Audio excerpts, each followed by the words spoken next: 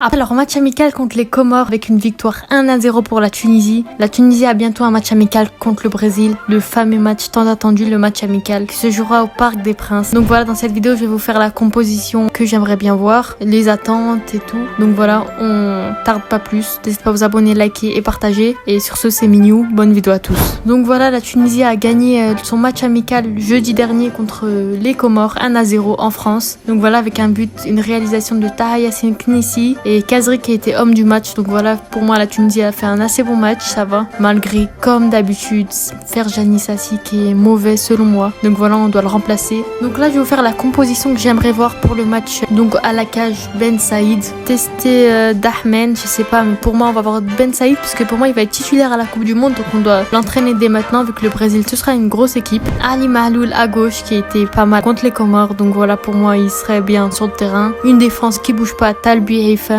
puis faire rentrer Dylan Brown à la place de Bilal Haifa ou Nader Gandri, je sais pas trop pour l'instant. Donc voilà, pour l'instant ça pourrait être une défense centrale assez intéressante et Mohamed Dragueur à droite. Donc j'aimerais faire un 4-3-3 avec un milieu défensif qui est Elias Kiri, qui est pour moi actuellement le meilleur joueur tunisien peut-être européen qui joue en Europe ou dans le monde entier, parce que pour moi il est très bon avec le FC Cologne. Donc voilà, c'est pour ça que j'ai décidé de le mettre dans cette composition et pour moi il devrait être titulaire indiscutable. Les deux milieux en avant, j'aimerais mettre Leidouni à gauche qui est aussi très bon avec son club et avec la Tunisie. Donc voilà, c'était une révélation récente. Donc voilà, pour moi c'est un très bon joueur, ça bouge pas. Et Hannibal Mejbri à droite qui malheureusement a été en prêt en D2 anglaise, je crois bien. Et il est plus à Manchester, donc voilà, il doit aussi prouver qu'il mérite sa place. C'est pas qu'il joue que à Manchester qu'il doit être titulaire, il doit prouver qu'il mérite sa place. Puis le faire remplacer peut-être par Chaim El Djebali, le fameux talon de Lyon. Donc voilà, qui a fait une rentrée sur le terrain le dernier match et qui a été assez bon sur le terrain. Mais il doit plus prouver selon moi pour mériter sa place en Coupe du Monde. En attaque, j'aimerais mettre Kazri à gauche. Donc voilà, après la petite inquiétude de Msekni, j'aimerais le garder et mettre Kazri à gauche, qui était très bon au dernier match, qui était homme du match contre les Comores. Donc voilà, il est assez sous-coté je trouve.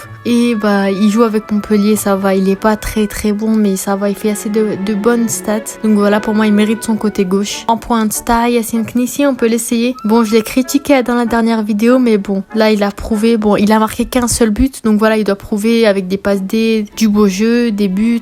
Donc voilà, pour moi on pourrait l'essayer en pointe et pourquoi pas le faire rentrer Jaziri à sa place, même si pour moi lui vraiment il est pas ouf Jaziri. Et peut-être faire rentrer Djebali à la place de Kazri aussi, pour voir, parce que c'est un bon joueur Djebali, mais malheureusement il a pas assez de temps de jeu selon moi. À droite on pourrait mettre Raïm Slichi, qui est aussi très bon, ça bouge pas, pour moi il y a rien à dire sur lui, c'est un des meilleurs attaquants tunisiens. Donc voilà, il est pas mal, il fait de bonnes réalisations. Et peut-être faire entrer Anis Ben Slimane à sa place à droite, ou Saïfeddine Kaoui, vu que Kaoui il a testé le côté droit au dernier match. Bon, c'était pas ouf, mais bon, ça va. Et voilà pour moi ce match. Je pense qu'il y aura pas mal de supporters tunisiens. On aura Neymar, Marquinhos et pas mal de joueurs brésiliens qui joueront à leur domicile, vu que c'est le Parc des Princes. Et pour moi ce match, on peut essayer de faire le match nul. Ça va être assez compliqué de faire la victoire. Bon, tout est possible, hein. Moi je dis pas que c'est impossible, mais ça va être assez compliqué pour la victoire.